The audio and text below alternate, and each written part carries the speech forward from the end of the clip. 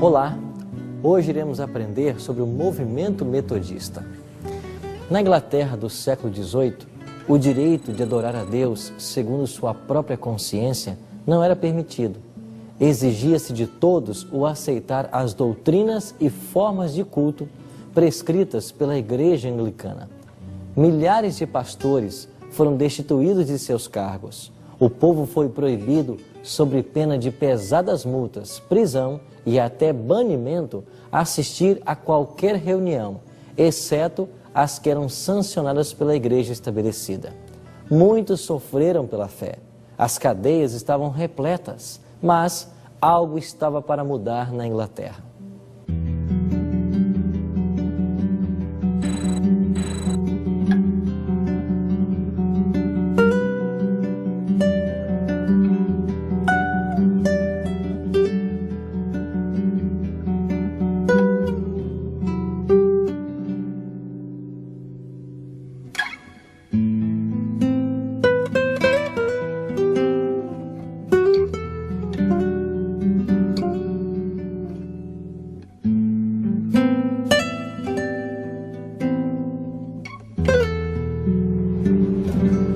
Na Inglaterra, o estabelecimento da Igreja Protestante, como religião oficial daqui do Império, tirou a autoridade do Papa. Mas um outro problema começou a acontecer.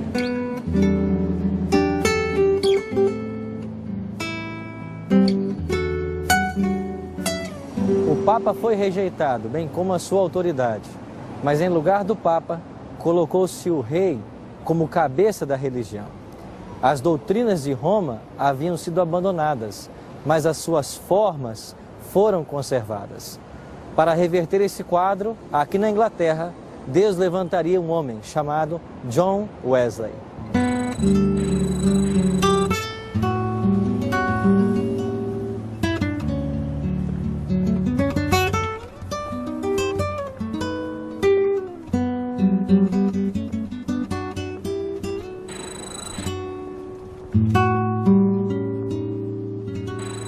Num tempo de grandes trevas espirituais, John Wesley aparece como portador da luz de Deus.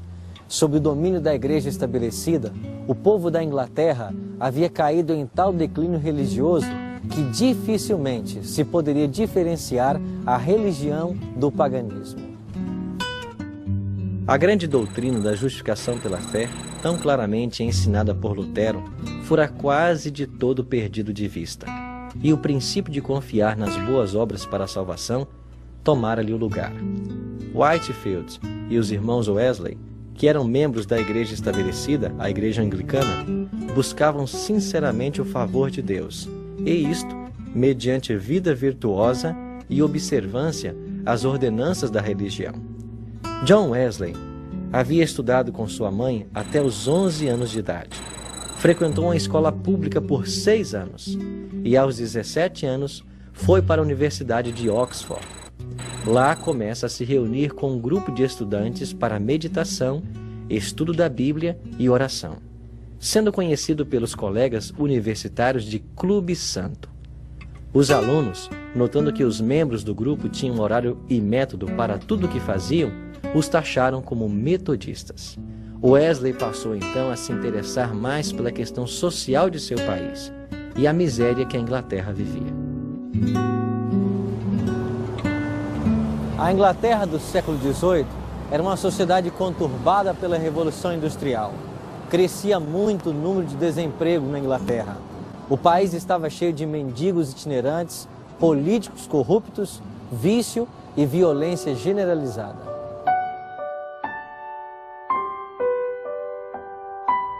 O cristianismo, em todas as suas denominações, estava definhando.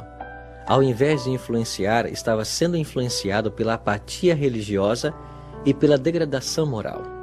John e Charles Wesley, depois de serem ordenados para o ministério, foram enviados em missão à América do Norte. A bordo do navio havia um grupo de morávios. Durante a viagem, violentas tempestades os afligiram, e John Wesley, posto face a face com a morte, sentiu que não tinha a certeza de paz com Deus. Os morávios, ao contrário, manifestavam a calma e confiança que lhe eram estranhas. Ao voltar para a Inglaterra, Wesley, sob a instrução de um pregador morável, chegou a um entendimento mais claro da fé bíblica. Ficou convencido de que deveria renunciar a toda confiança em suas próprias obras para a salvação e que lhe cumpria confiar inteiramente no Cordeiro de Deus que tira o pecado do mundo.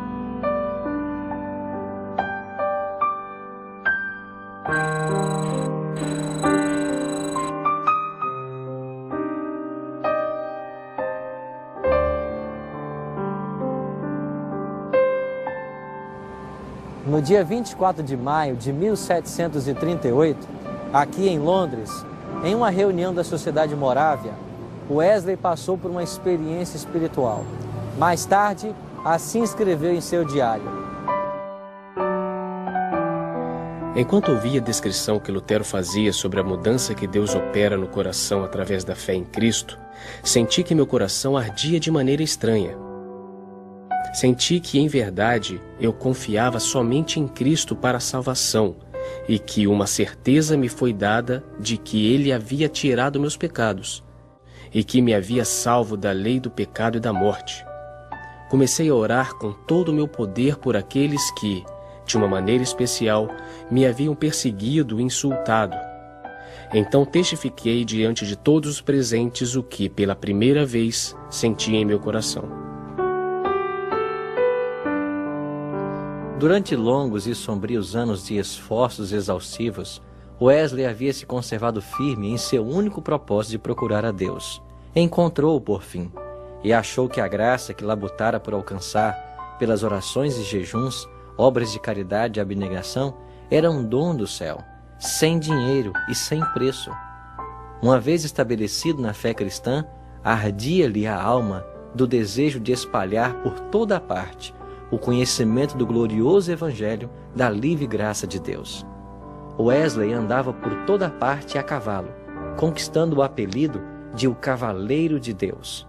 Calcula-se que, em 50 anos, Wesley tenha percorrido 175 mil quilômetros e pregado 40 mil sermões, com uma média de 800 sermões por ano. A Igreja Metodista, como igreja propriamente, organizou-se primeiro nos Estados Unidos e depois na Inglaterra, mas somente após a morte de Wesley, no dia 22 de março de 1791. No final de sua longa vida de mais de 80 anos, havia sido mais de meio século empregado no ministério itinerante. Seus adeptos declarados eram em número de mais de 500 mil de almas.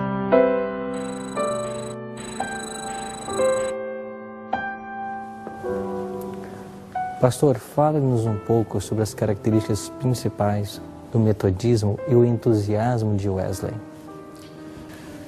Eu admiro profundamente o metodismo. É uma história maravilhosa.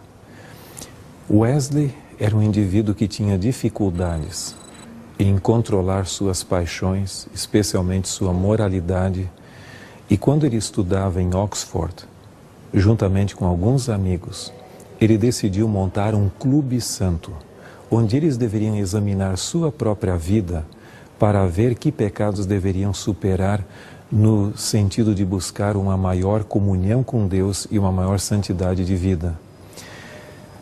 A pregação de Wesley e metodistas se caracterizou por grande entusiasmo espiritual e reavivamento, enquanto que a tradição protestante como um todo e anglicana aqui em Londres e na Grã-Bretanha era um pouco mais estagnada. Wesley cria que precisaria trazer um novo vigor espiritual para dentro da igreja anglicana, e foi assim que surgiu o metodismo. Eu creio que a melhor palavra para definir o metodismo naqueles dias era realmente reavivamento, onde a letargia espiritual dava lugar a uma nova vida de comunhão com Deus através do estudo da Bíblia, da oração e de uma verdadeira espiritualidade latente. Portanto, esse foi um aspecto muito marcante, a tal ponto que a religião americana, no século XIX, passou por uma transformação muito significativa no segundo grande reavivamento que começou no final do século XVIII e início do XIX, e é o que se chama do processo de arminianização da religião americana, ou seja, as ideias do livre-arbítrio advogadas inicialmente por Jacó Armínio e que foram mantidas por Wesley, acabaram dando uma nova forma à religião americana, a tal ponto que nos Estados Unidos, em meados do século XIX, o metodismo se tornou a mais pujante denominação americana. Havia o que se chamava de o pastor itinerante. Ele andava a cavalo, podia fazer sol ou chover, não importa, ele estava fiel aos seus compromissos e ele ia de igreja em igreja pregar, muitas vezes em auditórios externos, as reuniões campais, como eles também faziam. E quando ele pregava, a sua pregação era poderosa e as pessoas saíam dali reavivadas espiritualmente. Portanto, o metodismo escreveu um capítulo magnífico. E esse é o púlpito onde Wesley pregou seus últimos sermões. E ele faleceu em uma casa ao lado dessa capela. E onde ele está sepultado, pastor? Ele está sepultado atrás dessa capela. E nós podemos visitar essa sepultura também.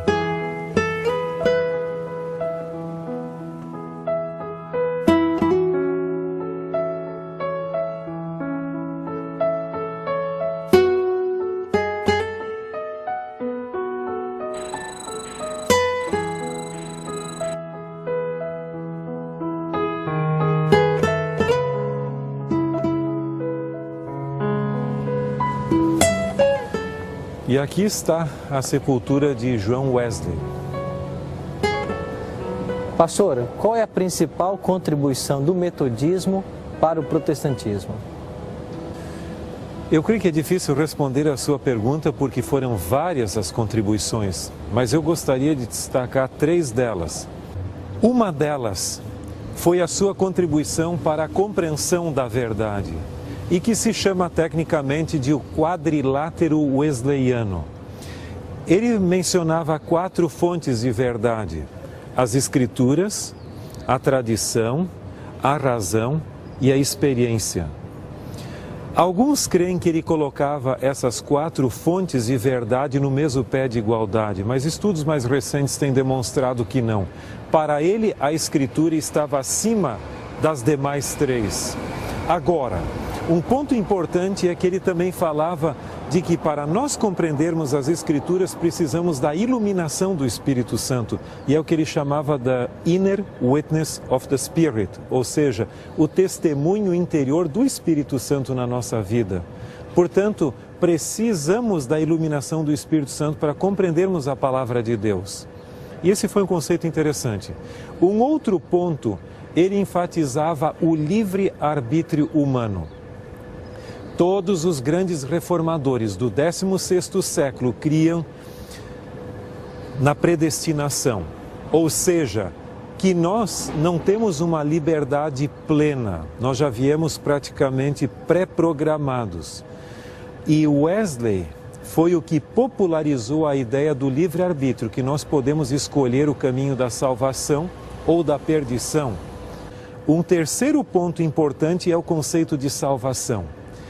Ele cria na santificação e na perfeição.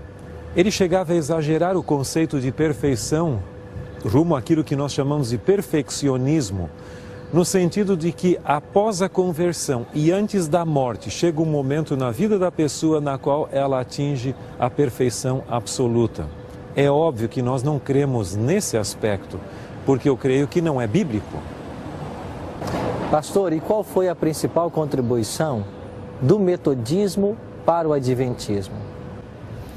Nós temos que lembrar que os pioneiros adventistas, eles tinham alguma vinculação com o metodismo, alguns deles. Você vai ver que Ellen White fora metodista. Além disso, alguns outros pioneiros eram conexionistas, ou seja, eles pertenciam à conexão cristã, que era uma dissidência do metodismo. De qualquer maneira, os pioneiros eles pensavam muito semelhante ao metodismo.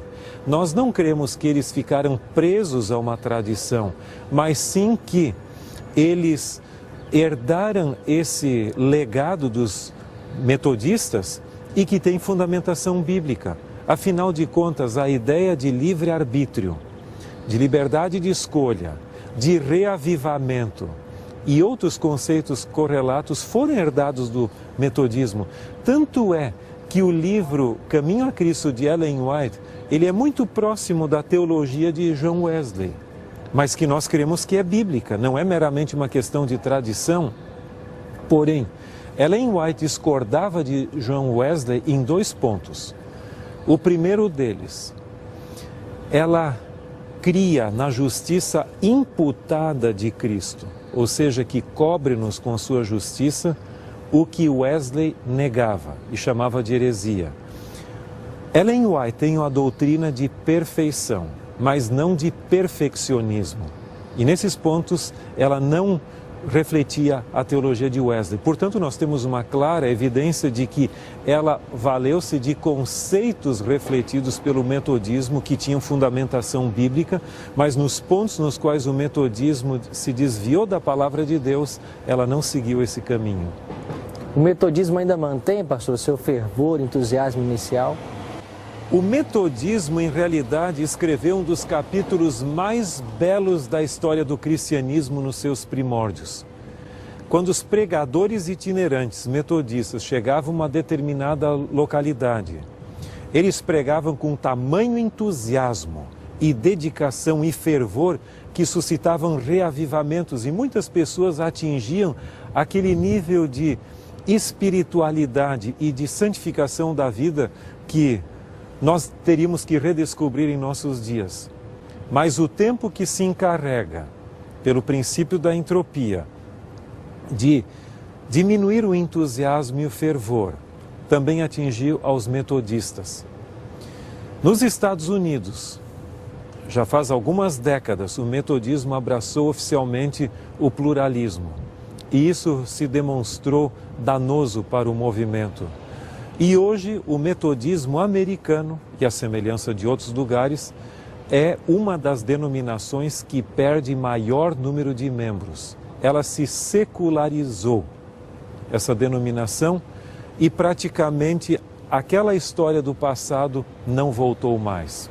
Há segmentos que aderiram ao pentecostalismo, o carismatismo, assim dito, que seguiram em outra direção, mas realmente perdeu aquele vigor que tinha nos primórdios.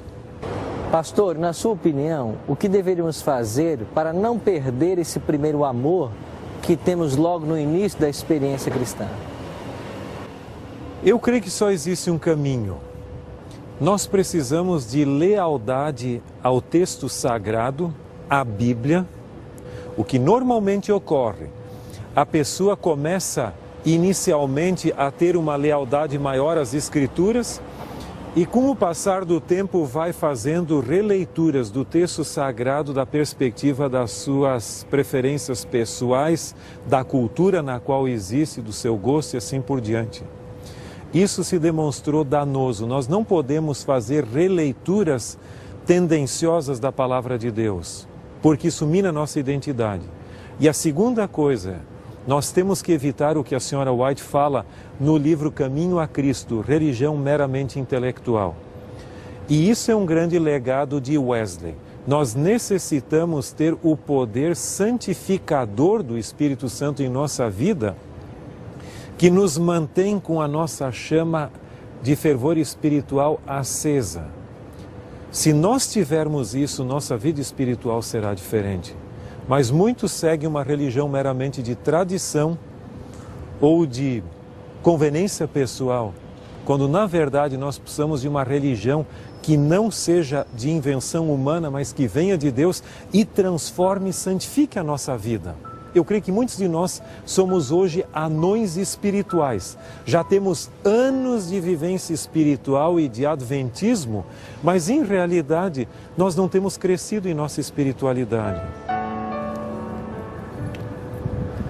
O grande desafio que nós temos hoje é o encontrar o equilíbrio de uma religião entre a teoria e a prática. É bem verdade que essa prática só pode ser conseguida com a iluminação e a direção do Espírito Santo. Mas que hoje nós possamos abrir o coração a Deus e a influência do seu Espírito para que Ele faça de nós não meramente cristãos teóricos, mas também praticantes das verdades ensinadas na Palavra de Deus. A minha decisão é: depois de conhecer o lindo exemplo de João Wesley, é meu desejo ter uma religião prática que busque um real reavivamento espiritual e confiar nos méritos de Cristo para a minha aceitação e salvação.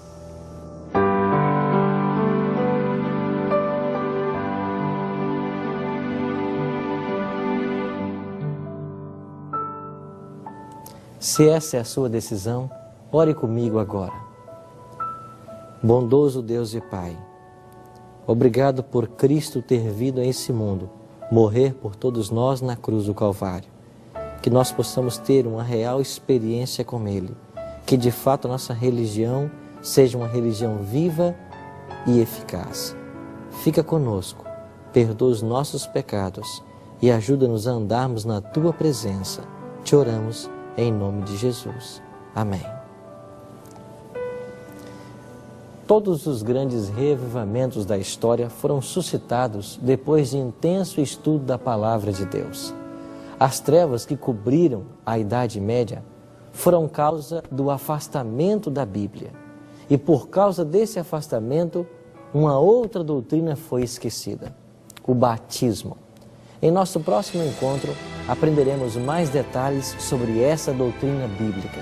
Que Deus o abençoe e até lá.